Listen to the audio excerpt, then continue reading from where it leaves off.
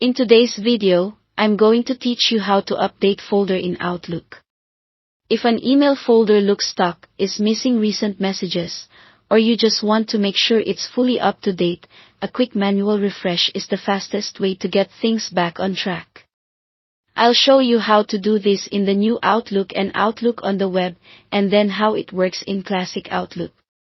The steps are simple, and once you know where to click, you can refresh a folder in seconds. If you're using the new Outlook or Outlook on the web, start by clicking the folder you want to refresh in the left pane. Make sure the folder itself is highlighted. Outlook will only update the folder you've selected. Next, go to the View tab in the top ribbon.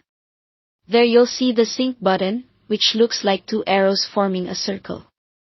Click that, and Outlook will update the contents of the selected folder. This is especially helpful when you're expecting a message that should be in a specific folder, or when rules have moved mail automatically and the view hasn't caught up yet. Keep in mind, this action targets just that folder, so if you need other folders updated, repeat the same steps for each one you care about. If you're on Classic Outlook, the flow is similar with a couple of familiar Outlook touches. First, click the specific folder you want to refresh in the navigation pane, such as your inbox or any subfolder you're monitoring. Then head to the Send Receive tab in the Outlook ribbon. To sync only the folder you selected, click Update Folder. If you prefer the keyboard, you can press Shift plus F9 to do the same thing.